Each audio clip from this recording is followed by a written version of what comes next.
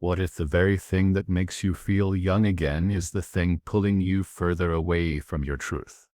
It starts with disaster. It starts with laughter, a moment, a spark. The way he looks at you like you're the only one in the room. And for a while it feels like the sun is shining directly on you again. You catch yourself smiling at nothing, glancing at your phone more often, walking lighter. You feel seen, desired, alive.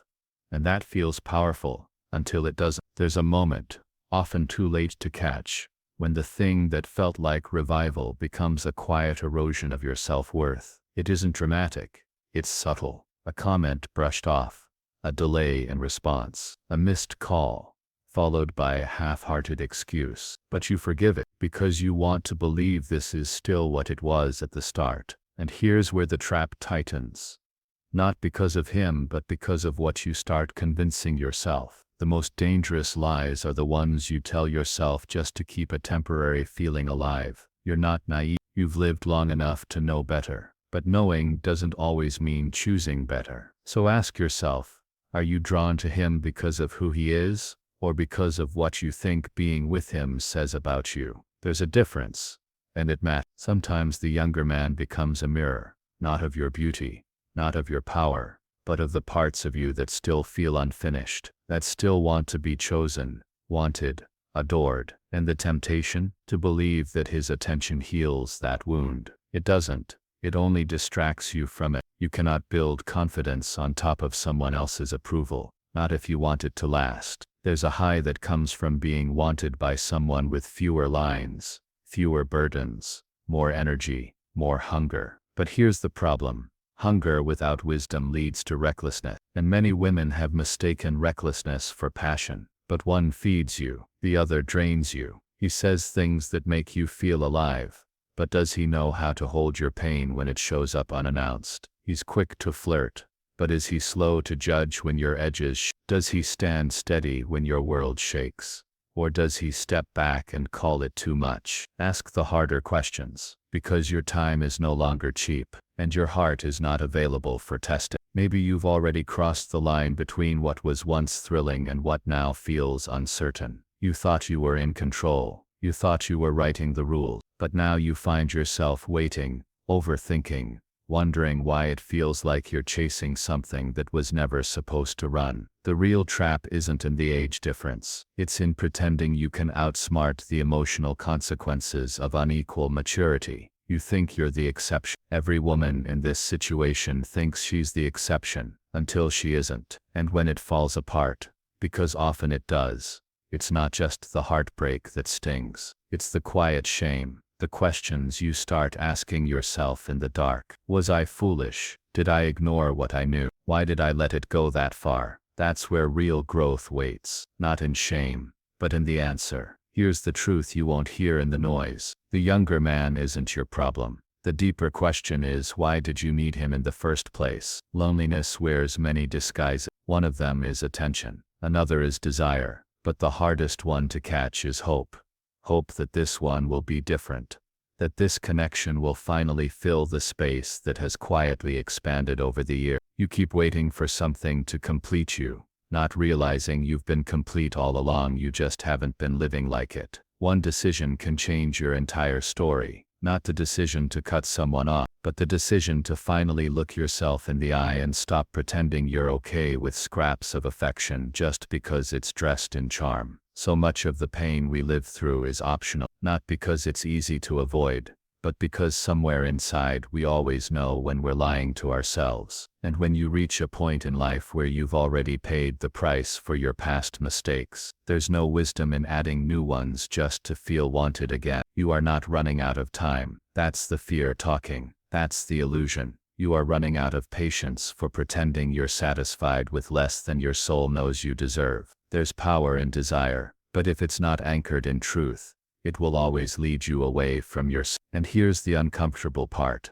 Walking away isn't always the hardest thing. Sometimes it's facing the parts of you that kept saying yes to what you knew wasn't sustainable. Sometimes it's admitting that the fantasy was easier than the work of building something real. No one teaches you that healing will often feel like loss, but it's not. It's just the clearing of space. Space where you stop begging to be seen and start standing in your full self again. You've already proven you can survive. Now it's time to prove that you can thrive without borrowing validation from someone who hasn't lived enough life to value what you carry. Because what you carry is not ordinary. You carry experience, depth, strength built through storms, love that has been tested. That is not less than, that is more, but only when you stop packaging it to look palatable to someone who hasn't yet learned how to appreciate it. What if today became the line where you stopped rewriting yourself to fit into someone else's fantasy and started asking whether they even fit your reality? This isn't about judgment, it's about responsibility. The kind that says, I choose what I allow in my life. And once you make that choice from wholeness, not fear, everything shifts. You're not too old. You're not too late. You're just one decision away from real peace. And that decision begins not with him, but with you. You're not too old. You're not too late.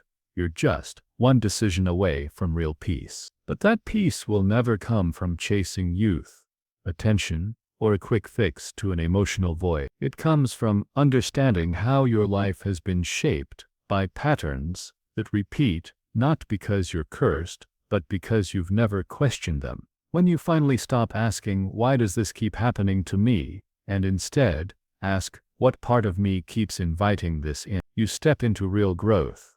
Every choice you make is a seed. Whether it's rooted in fear or love, scarcity, or worthiness, it will grow. The trap isn't in a specific man, it's in the soil of your decision. If you plant seeds of loneliness and call it romance, don't be surprised when it grows into confusion. If you water fantasies and neglect your standards, the harvest will be bitter. Life gives back what you feed it, not what you wish for, what you feed. People keep repeating cycles, not because they want pain, but because it's familiar. Familiarity feels safe, even if it's unfulfilling, even if it's laced with anxiety, doubt, and disappointment. That's why the younger man feels thrilling at first. He breaks the mold. He shifts the rhythm. He gives your heart something unexpected, and that's intoxicating. But thrill is not a sign of alignment. Emotional charge is not a sign of connection. And until you recognize the pattern beneath the surface, you'll mistake chaos for chemistry. So many women wake up in the middle of their lives wondering how they ended up in relationships that drain them. And it's not because they're weak. It's because they've been tricked into thinking their value depends on who wants them, rather than what they want for themselves. If you're constantly adjusting your boundaries to keep someone interested, then what you're building isn't love, it's survival. Growth means seeing the same temptation and choosing differently. Not out of fear, not out of pride, but because you finally understand what's at stake: your peace, your clarity, your future. That younger man may not be a bad person, but if he's triggering the same wounds that past relationships left behind, he's not the answer. He's just another version of the test. You can't move forward until you stop romanticizing backward. And here's the harder truth. Sometimes we use attraction to avoid introspection. We chase new feelings to distract ourselves from old truth. The excitement of a new flame can drown out the quiet voice within that's been asking for healing, but it's still there, and it never leaves. The pattern often looks like this: intense start, emotional confusion, power shifts, internal chaos. Then the cycle repeats with someone new, but the roles feel eerily familiar. You're back in a place of overgiving, you're walking on eggshells, you're hoping he'll grow, mature, rise up, meet you where you are, and every time he doesn't, you shrink just a little more. That isn't a relationship, that's a spiritual drain. And what's dangerous is how good it feels in the beginning. That beginning always clouds your judgment. You remember how he made you laugh, how he listened, how he said you were different. But what you must ask is, how does he handle the parts of you that require depth? What does he do when you stop performing and start showing up as your full self? Because real relationships aren't proven in the early days, they're proven when storms come, when tension rises, when your expectations challenge his maturity. And if you're the only one doing the emotional lifting, that's not partnership, That's parenting. You don't need a project. You need peace. You don't need to feel young. You need to feel rooted. A woman connected to her worth doesn't chase chaos just to feel something. She doesn't justify bad behavior with good chemistry. She doesn't silence her needs to preserve temporary pleasure. She builds her life on patterns that serve her long-term vision, not her short-term craving.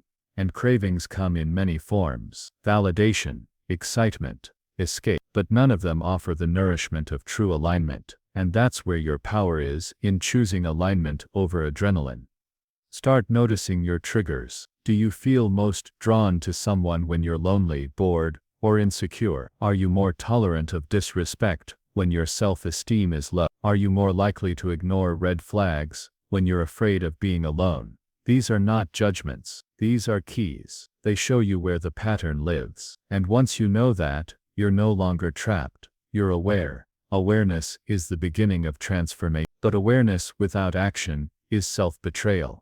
So what does action look like? It looks like pausing before you reply. It looks like walking away when someone shows inconsistency. It looks like raising your standards in silence, without trying to prove your worth to anyone. It looks like choosing your future self over your present temptation. And here's something most people miss. The way you handle your triggers will either recycle your pain or rewrite your future. If every time you feel rejected, you go running into the arms of attention, you're teaching your nervous system to seek rescue, not resolution. But when you hold yourself through that moment, when you sit with the discomfort and still choose to act in alignment, that's when you start building something unshakable inside. That's when the pattern breaks. Growth doesn't always feel good. In fact, it often feels boring, quiet, uneventful. But don't confuse peace with emptiness. Don't confuse consistency with dullness. The same nervous system that craves drama needs time to adjust to calm.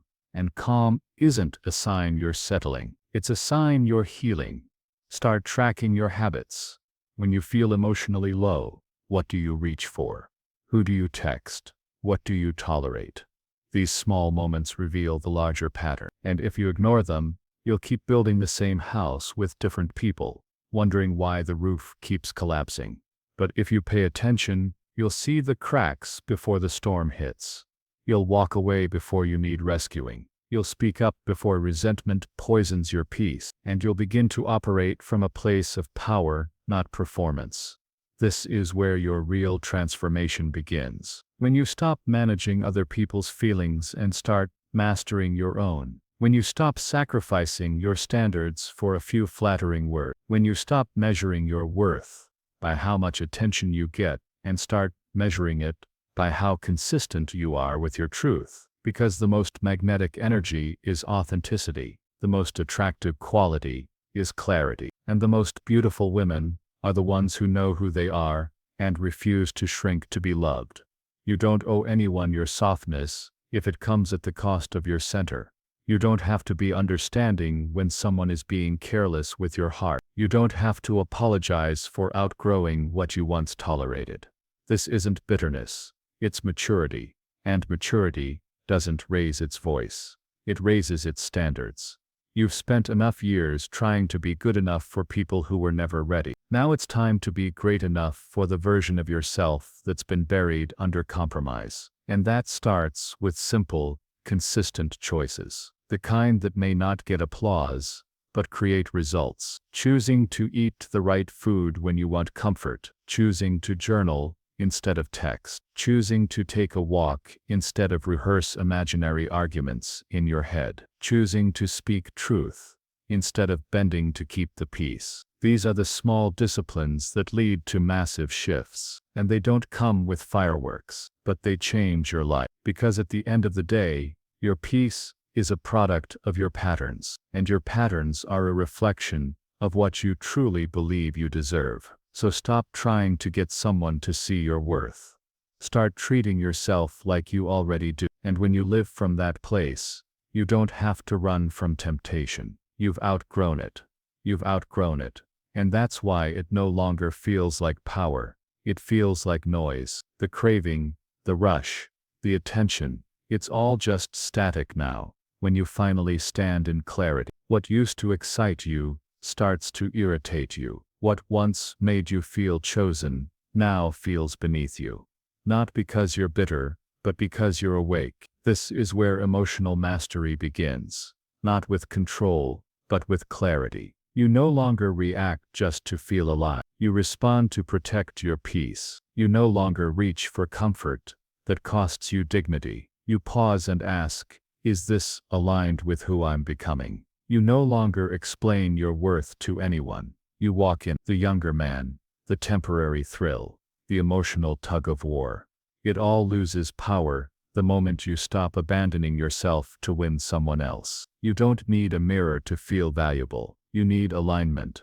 You need discipline. You need consistency with the truth you've already tasted. You don't build a powerful life from emotional highs. You build it by showing up on the days you'd rather run. You build it when you keep promises to yourself. You build it when your choices match your clarity. There's no secret to emotional mastery. It's about pattern, simple habits that you repeat, whether you feel like it or not. You get clear in the morning, you stay honest in the afternoon, and you return to truth at night. You stay with yourself. That's it.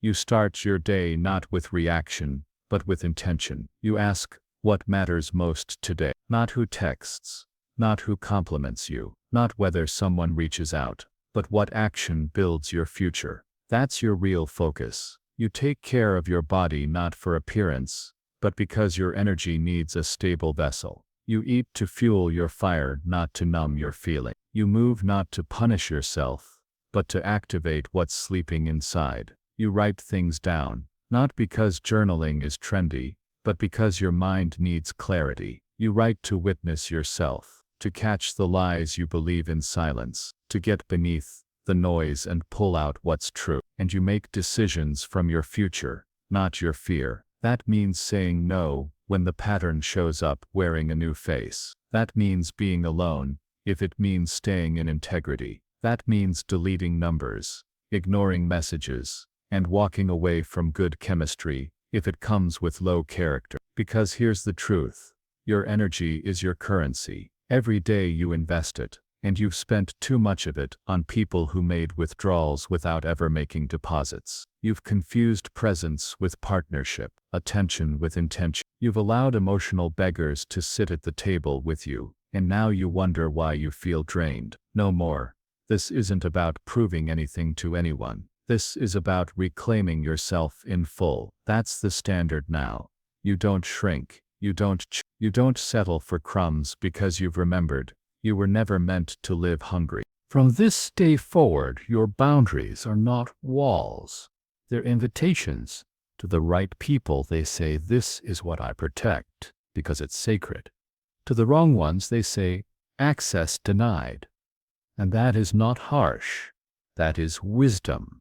You give from overflow now, not emptiness. You speak only when it strengthens your truth. You say less. You move cleaner. You stop needing to explain the price of your peace. Because peace isn't passive, it's active.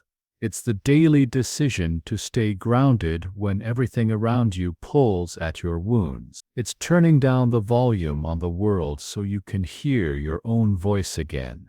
And your voice matters. The one that whispers when something doesn't feel right. The one that told you before things went wrong. The one you used to silence in favor of being liked, loved, or chosen. That voice, bring it back. Strengthen it. Follow it. This is the woman who doesn't need to be reminded of her worth. She remembers, and in remembering, she reclaims her time, her attention, her energy, her body, her future. You show up to your goals every single day like they already belong to you, not because it's easy, but because the cost of self-abandonment is too high now, because you've tasted what it feels like to chase illusions, and you're done. You breathe through the urge to text someone who treats you like a backup plan. You sit through the discomfort instead of filling it with distractions. You hold space for your grief, your growth, your greatness, all at once. And on the days it feels hard, you don't collapse. You rest, you reset, then you return. That's how power is built, through return. Because truthfully, no one's coming to save you from the habits that are stealing your joy. No one's coming to fix the chaos you tolerate in silence. No one's going to teach you how to walk away from what keeps breaking you. That's your job. That's your moment. That's your responsibility. And responsibility is not a burden, it's your liberation. You are allowed to rewrite your story at any moment, but it will require you to outgrow your excuses. It will require you to do uncomfortable things. It will require you to say no to things that once felt familiar. And most of all, it will require you to be consistent when no one's watching. Consistency is not glamorous, but it's sacred. It's what separates the ones who wish from the ones who transform, the ones who wait from the ones who build, the ones who crave from the ones who create. There will always be temptations. There will always be invitations to fall back into patterns. But with every moment you say yes to alignment, you say no to erosion. You don't get to live a powerful life and be emotionally undisciplined. That's the cost. But the reward: peace, clarity, strength, fulfillment. Not the fleeting kind, the real kind. The kind that stays. And the truth is, there's nothing more beautiful than a woman who keeps rising. Not loudly, not to prove, but simply because her future calls louder than her fear. You don't need perfect discipline. You need consistent return. That means when you slip, you don't shame yourself. You correct, you align, you move forward without drama, without delay. This is your new rhythm: clean action, quiet power, fierce standards, relentless self-trust. And now your focus isn't on who shows up in your life. It's on how you show up in your own. Because when you lead yourself well, the world responds differently. You don't have to chase anything when you are the source. So ask yourself, what would change if I stopped asking for love and started becoming the embodiment of it? What would shift if I started acting like everything I desire is already mine, and I'm simply aligning with it through my habits? The answers aren't far. They live in your next action. They live in your next thought. They live in your next refusal to abandon yourself again. And when you begin to build your life from that place, consistently, quietly, fiercely, no temptation can pull you out of alignment. This is how it ends. Not with a breakdown, but with a breakthrough. A woman who remembers, a woman who returns, a woman who rebuilds. And this time, nothing will be taken from her. Because this time, she's not offering herself in pieces. She's standing in her wholeness, every day, every breath, every choice. Now begin.